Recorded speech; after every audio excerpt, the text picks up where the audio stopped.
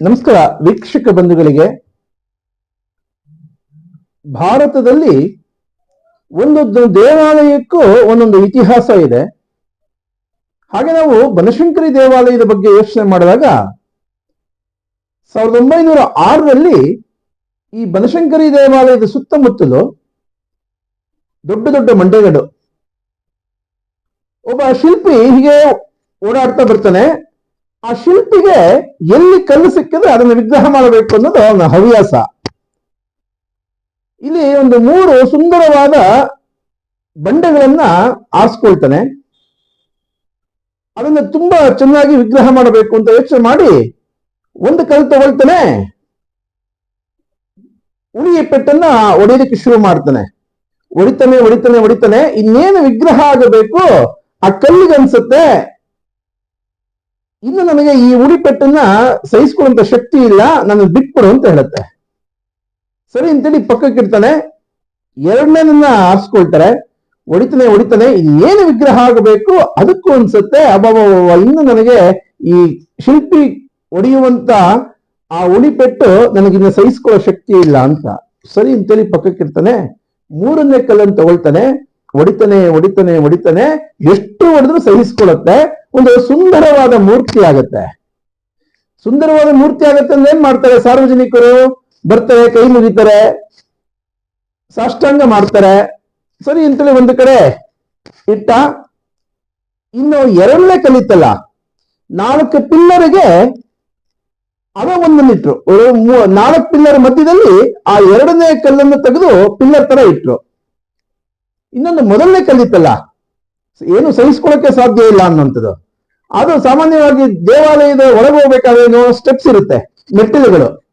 100 ಮೆಟ್ಟಿಲುಗಳ ಮಧ್ಯದಲ್ಲಿ ಈ ಒಂದು ಕಲ್ಲನ್ನು ಹಾಸಿದ್ರು. ಸರಿ, ಎಲ್ಲ ಭಕ್ತಾದಿಗಳು ಬಂದ್ರು. ಆ 3ನೇ ಕಲ್ಲಿಗೆ ನಮಸ್ಕಾರ ಮಾಡ್ಬೇಕಾದ್ರೆ ಏನ್ ಮಾಡ್ತಾರೆ, ಈ ಕಲ್ಲುಗಳನ್ನು ತುಳ್ಕೊಂಡು ಹೋಗ್ತಾರೆ.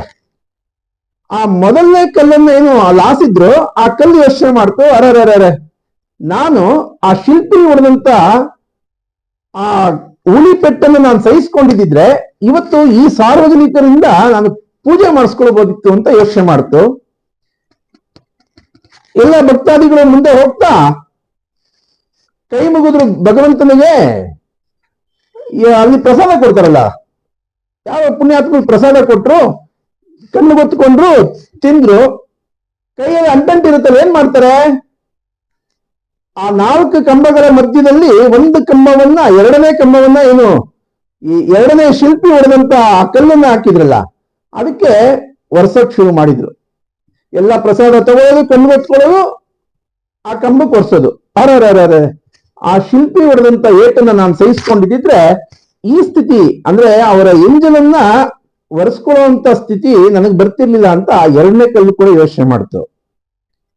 ಈ ಮಾತನ್ನ ನಾನು ಏನಕ್ಕೆ ಕೇಳಿದೆ ಅಂತಂದ್ರೆ, ಮುಜರಾಯಿ ಇಲಾಖೆಯಲ್ಲಿ ಯಾರ್ಯಾರು ಕೆಲಸ ಮಾಡ್ತಾರೆ, ಅಧಿಕಾರಿಗಳಿರ್ಬೋದು, ನೌಕರರಿರ್ಬೋದು, ವ್ಯವಸ್ಥಾಪನಾ ಸಮಿತಿ, ಅಭಿವೃದ್ಧಿ ಸಮಿತಿ, ಪರೋಕ್ಷವಾಗಿ ಪ್ರತ್ಯಕ್ಷವಾಗಿ ಕೆಲಸ ಮಾಡುವಂತ ದೇವಾಲಯದಲ್ಲಿ ಜೋಡಿಸಿಕೊಂಡಿರುವಂತ ಎಲ್ಲ ಭಕ್ತಾದಿಗಳು ಅಷ್ಟೇ ಯಾವುದೇ ಅಪೇಕ್ಷೆ ಇಲ್ಲದೆ ಭಗವಂತನ ಕೆಲಸ ಮಾಡಬೇಕು.